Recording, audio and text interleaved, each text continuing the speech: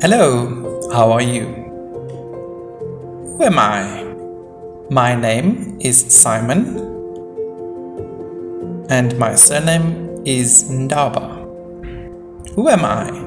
This is my surname, as you can see.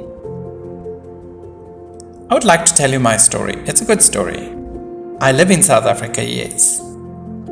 In Free State, in a place called Harrismith. I was born here, and up until now I've lived here. I remember a time when I was at school in Bloemfontein. The school's name was Batamia, School for the Blind. I remember in the school we had both blind and deaf students, although we were in separate classes.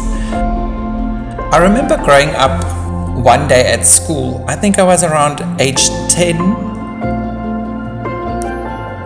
One day when the teacher was finished with class in the afternoon around 2 o'clock, all of us went to town.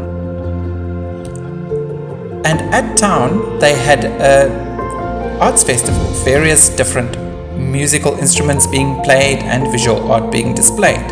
So I saw people playing violin, playing the piano, doing karate, all different forms of art.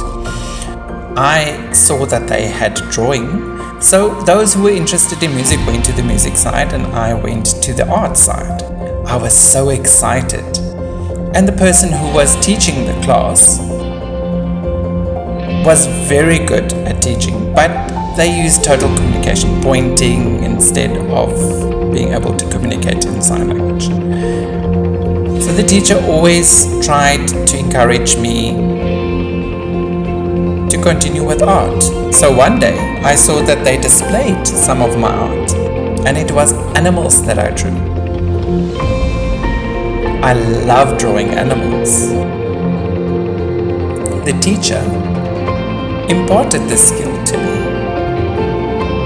I think at the time we were 10 people in this group that did the art class, but as time went on, more and more of the deaf people left, but I remained because it was a passion of mine. I remember this passion started from a young age when my parents gave me drawing books. At first it was just fun, but then it became a passion. After I finished school, I entered a competition for drawing and I won first prize. I was so impressed. I was so shocked to find out that I won first prize. Second prize was won by a deaf person and the third prize was won by a hearing person. So after I finished school and I finished this course, I thought, what am I going to do with my life?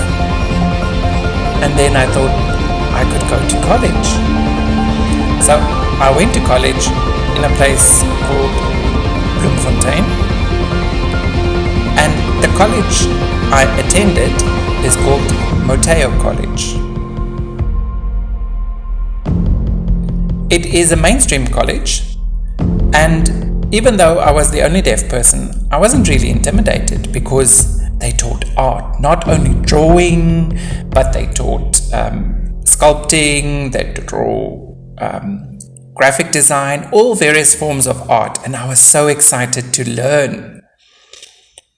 So even though I was the only deaf person in class, the hearing people loved me. The teachers, the students, they associated with me, they included me, and they enjoyed communicating with me. Even though it was a challenge, my art spoke for me, and I was able to win the competition. I have a certificate for top performing artist in Free State.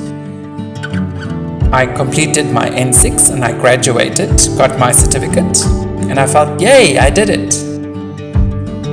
I think it's important for more deaf people to get involved in the arts, but by means of sign language. If we look at the children, it is very important to teach them sign language so that they can improve the other skills that they want to improve, that they can learn by means of sign language, so that they can live out their passions. So we can show the children of today that we can do anything that a hearing person can. It doesn't matter that we're deaf. Being deaf, yes, we do have obstacles, we do have challenges. For example, let's say my phone is stolen and I want to go to the police station to report it. The police can't sign, so that's a problem. And the police don't really want to learn sign language, so that's a challenge for us. And the deaf kids might see this and say, okay, but how am I going to communicate with them? It's important, for example, for the police to learn to sign so that we can have access, we can communicate with them. That will definitely make life a lot easier. Not only the police, hospitals, police stations, banks, all different government institutions should be accessible. And you see, it's a challenge for us. So that's why we established this company, because we have a passion for deaf people, to encourage deaf people to live out their passions by means of sign language, to express themselves, like the shirt that you see I'm wearing representing the company, and different books and materials, projects that we have.